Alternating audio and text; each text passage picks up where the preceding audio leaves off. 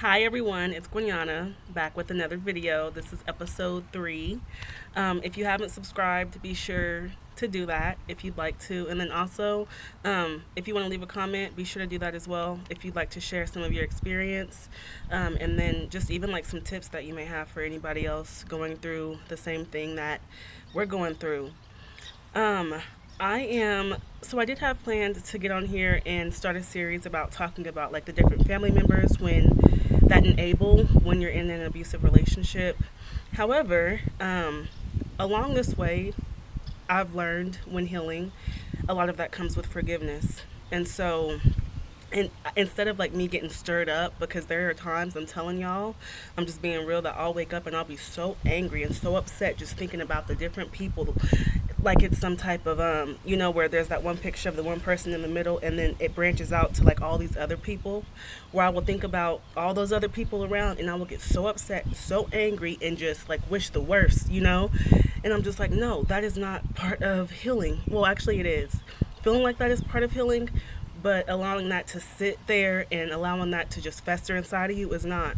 you know I have to pray for forgiveness so much, and so that's what I do every day, all day. Is I'm just like, God, like, heal me, give me, peace, give me that forgiveness in my heart, because I don't want to be so angry at so many people. But I've learned that's a part of the process. Just once you're in a clear space, you're able to kind of recognize, the people that played a part in the downfall of everything, or just that allowed the horrible bad things to go on, whether it was you being spit on constantly, or your hair pulled out, or punched on, or just kicked. That Puff Daddy video that came out triggered me so much, because that was just a piece, a snippet of what real survivors have to go through and what they've experienced. Because celebrities are able to, sue a person that's did something to them harmful, or because they're able to sit there and get on national TV and talk about it, it seems that, maybe they care more about the big people that are being hurt, or maybe nobody cares about us, small people that experience this stuff every day, all day, whether it's your neighbor, your sister, friend. But that's not true. It's just when it's brought to light, in such a big way, especially in Hollywood. And then when it's these big people, it's just obviously a bigger deal. It's made to look like a bigger deal. But I was just like, man, I wish people knew that is just like, they're saying like he should be like jailed for this, and he should be this for this, and like blackballed, and all this bad stuff should happen to him. But I'm telling you, like, as someone who's been through that times 100, a million, that happens every day, all day, and it's so much worse than that. And I'm not saying that what Cassie went through was not bad, because it definitely was, and she definitely deserved the money that she got out of that lawsuit. But that's not going to take away the fact that it's all over national TV how he treated her like trash. You can't, no matter how much money you have, no matter how much somebody apologizes, the fact that you were made to ever have to feel like trash or less than is horrible. And then the fact that it can take place around people, makes it 10 times worse, because you're like, who's going to speak up for me? Who's going to speak out for me?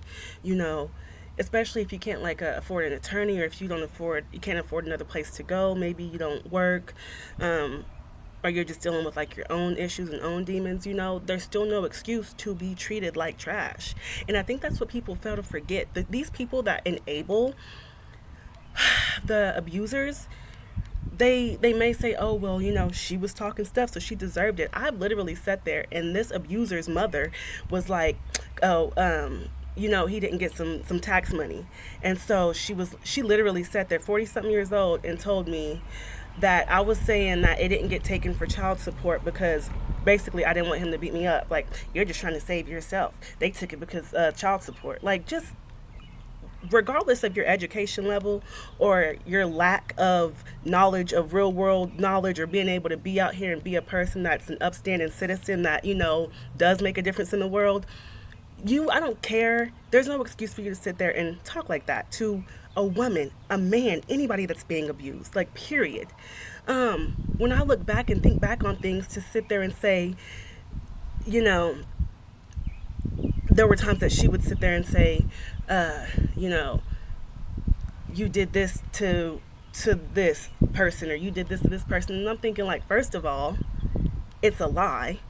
Secondly, I'm in your house because I know when you are being abused, and especially if you're like living with the abuser's family, it is so hard. You feel like all odds are definitely against you. You're not able to speak up. You're not able to protect yourself, especially if you have like a previous record, or because you're in such a toxic relationship that there have been times that you've been jailed, or that they've been, you both have been jailed because of domestic violence or just any other type of issues.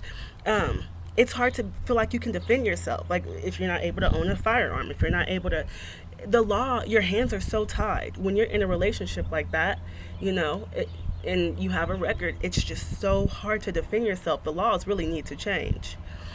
But I've been thinking about that, and I was like, seeing this whole, Puff Daddy Cassie stuff, we know how he is, but there are men that are just like him next door to you. And it could be your brother that's just like that, your dad that's just like that. Like, this is, I'm happy that like light is being brought to it in Hollywood, but it's way worse, and women are dying every day, behind stuff like this. And so I'm happy that it's being taken more serious today, but it's just like, we really got to do something. Like, when it comes to the laws, when it comes to the treatment of abused women, no matter what you do, I don't care if you're an alcoholic, I don't care if you're a drug addict, I don't care if you're not the best mom, I don't care if you have cheated, I don't care what you did. You don't deserve to be with somebody that beats you up all day, every day. It's just not okay. Even if it's emotional abuse and they're sitting there trying to put you down all day, trying to talk bad about you, trying to make you feel like nobody loves you, nobody likes you, your family don't even like you, you don't have any friends, they isolate you, they tear up everything you have, tear up your possessions. That's another way that abusers like to do you. They like to tear up your stuff, break your phone, talk bad about you. It is the worst type of treatment, outside of probably slavery. And it's a form of slavery when you're in that relationship and you can't get out. And if anyone knows, there are a lot of times in abusive relationships where you're forced to do a lot of stuff. Like, let's go do this, go do that, say this, say, like, and you have to, or else you know what's going to happen. So I'm just like, God, like, every time I think about this stuff, or when I have a flashback of the past, of something that's happened, whether it was his sister or his mom, I get sisters, actually, because I just recently had found out that people were communicating with my mother, unbeknownst to me, communicating with my mother about me and about things that were going on, and then making it seem like she needs to be there, doing this, instead of why are you, a grown woman, talking to my mother, and you're the abuser's sister? Like, you have your own mother who's sitting here doing the same thing that you do. Go talk to yours. Go talk to her. That's how I was thinking. Like, so this whole time I'm with this boy, because the man now does not abuse women. This boy, his siblings are sitting there contacting my mother, giving them the rundown and scoop of every single thing I'm doing. But yet, I never told me about it. And then you're sitting here watching your brother be a horrible human being, and nobody's going to correct it. Because why don't you just leave, right? It's horrible. And so I will say, if you do plan on leaving, which I pray to God you do if you're in a situation like that, whether it's physical or just mental, don't let anybody that is even a little bit close to the abuser, don't let them know. Don't even take anything. If you birth certificates, documents, things like that, yeah. But anything else as far as clothes and stuff, if you're able to get an outfit, fine, but just go. When you get that clear chance to just finally be able to just go. And don't tell anybody when it's those flying monkeys that they're going to use.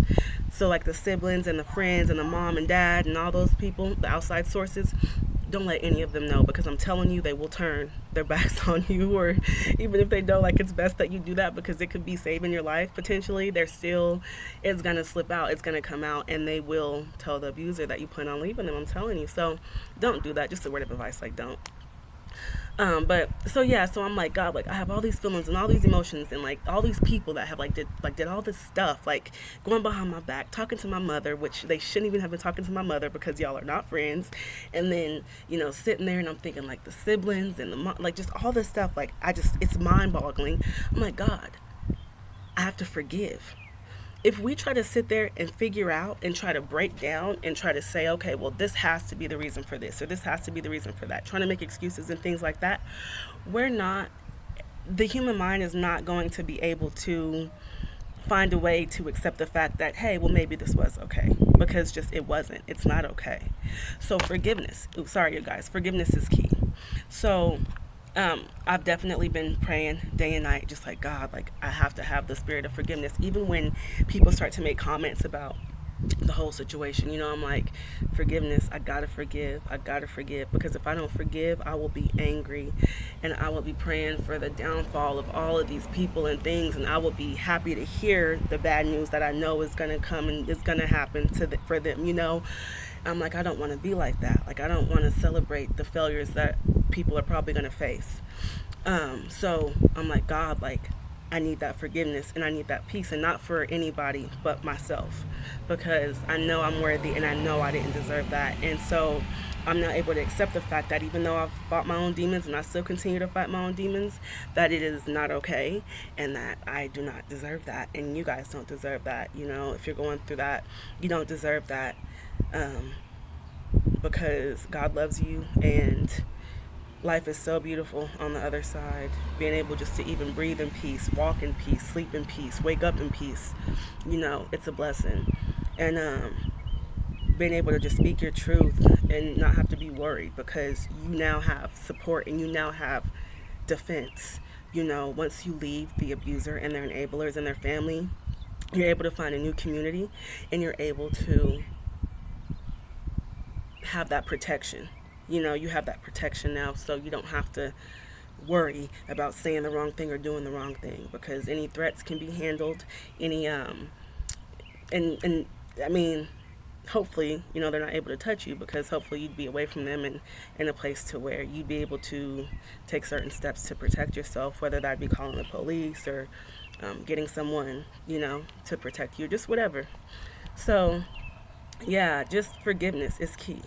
And that's something I'm working on. I'm in Romans now. So today I actually started Romans. I was just going to do my usual, skipping through the Bible and find like a couple of verses. But I was like, no, I actually want to start from the beginning, because I had turned to like Romans chapter 2 and I started reading. I'm like, oh, this is some good information. Like, let me go back to the very beginning of Romans. And I'm going to start there today, and just read through that, and probably like just through the first chapter, maybe the second chapter too, and excuse me, guys, allow that to resonate within my spirit. And I'm just praying constantly that God prunes me and that the Holy Spirit's able to dwell within me, because I don't want to be angry. I'm not bitter, but am I angry? My emotions, yeah, there's a lot of anger, but there's also forgiveness. And so I'm working on that forgiveness, and not to forgive to take back, not to forgive to say it's okay, but to forgive because I no longer have to be a part of it. I feel like once you are able to like fully forgive someone for treating you so badly and allowing you to be treated badly by others, the person that's supposed to protect you and love you, I feel like once you forgive, you no longer have to carry any of that anymore. There's no shame and there's no guilt, because we know God has taken that and we're a new person. We're renewed in Him. So no matter what a person says, as long as, you've spoken to God and God knows, like, you're good. But it's just like knowing that once you've forgiven, I'm not mad. You know what I mean? It's like, I'm sure like she's mad or she's looking crazy or she's out there doing this or doing that. No, I'm living my best life. I'm trying to be the best version of myself I can be, and for God, because for so long not putting God first, you definitely can tell, and you reap what you sow. And that's definitely what happened. And so I don't feel like I should have expected anything different, putting myself in certain environments and certain situations. That's what I was signing up for. And not that it's right once again, but birds of a feather flock together. And so I always try to remember that and keep that in my head. But yeah, that's where we're at today. Forgiveness. And so I just shared all that with you to show how there's plenty of reasons why the average Joe would say, oh, I wouldn't forgive after this or I wouldn't forgive after that, because of some of the things I've just shared with you. But it is very necessary to forgive, and it is very necessary to work on that. And so that's what I'm working on. Am I there yet? I'm going to be honest. God is my witness. Not 100%, but I know that it's what has to be done. I have to forgive, and I've started forgiving, and that's a blessing. It's a big blessing. So yeah, so I'm just working on making sure. Sorry about the wind, you guys. I'm actually about to go back inside. I came outside to record this, and it's windy. But I'm just working on, my relationship with my kids, making sure that they feel secure, stable, and loved, safe, and working on me as well, working on our health, our mind, spirit, and soul, body, everything. We're just working on it all. And I'm making sure that my kids have smiles on their faces every day. I'm making sure that I have a smile on my face every day. And even when I don't feel like having a smile on my face, I remember that there's plenty of reasons to have a smile on my face. And there's plenty of reasons for you to have a smile on your face too, okay? So no matter what you're going through, if you're going through a hard time right now, if you're in an abusive relationship, I'm praying for you. I'm praying for you to get out. Start researching on narcissism. Start researching on safe places. There may be shelters around you. Start looking up the different red flags. Start looking up the terms, like gaslighting and love bombing. What else? Manipulation. Just all of those type of terms that go along with narcissism and domestic violence. It's so important. Just like Micah Miller. The pastor's wife or ex-wife who's no longer with us, but she was from Wichita and she was only 30, and she, took away her being here because she felt like it was too much to bear. And so I'm sure a lot of women feel like that. And as I said, men can feel like that too, and men go through that as well. So it's both sides, both sexes. But I just feel like for women, we always have kind of felt unprotected, especially black women or women of color. So not even just black, but Hispanics, Asian, just any other ethnicity, I just feel like, and it's all women. Like I said, I'm not trying to say that one's less protected than another, but we know based on history that black women or women of color or women of different ethnicities have had a harder time getting to the resources or getting the information. And so once again, I'm still new to this too. I'm still trying to maneuver and figure out how to move through this and how to heal from this and how to grow from this. And I've never been in a relationship like this. This is only my second real relationship, and I'm 32. So I'm still, healing from so many different things and so many different traumas. And the abuser doesn't care. They don't care. Not gonna care. So you can just forget about that one. But it's about you making sure you're okay, making sure you're safe. And once you get away, if you are already away, I'm so happy for you. That forgiveness is key. That forgiveness is key, y'all. I'm telling you, forgiveness. So you're able to sleep at night. So you're able to have peace in your heart. So you're able to know that I've let that go. Like I no longer carry that. Like that's God's. Like I gave it away a long time ago. And I can't wait to get to that place. I can't wait to get to the place to where I'm like, I don't feel any way about it because there is no way for me to feel about it, So I let that go a long time ago. I'm waiting for that day, you guys. But I love you. I'm praying for you. Be blessed. Be a blessing. I will be posting a short tomorrow showing my weight loss progress. It'll be a week when I post it tomorrow, and so I'll just kind of show you from like a few different angles. All I've really been doing is just walking twice a day with my kids. We walk about 20 minutes each time, and then I've been eating, like cutting my meals in half, or not eating as close to as much as I used to eat, drinking lots and lots of water, and just trying to like rest, not stress, relax, reading my Bible a lot, praying a lot, watching a lot of movies, watching a lot of self-help videos, watching a lot of YouTube like weight loss workout videos, abuse videos, just different things to try to like educate myself and trying to be a better person. And if I can use what I've been through to help, then that's what I'll do. And it's not easy. Like, nothing is glamorous about it. Nothing is cute about it. Nothing is okay about it. But it's my truth, you know? So, hey, I don't know. But, anyways, I will see you all in the next video. Until then, once again, be blessed and be a blessing. I love you guys. Praying for you guys. Bye.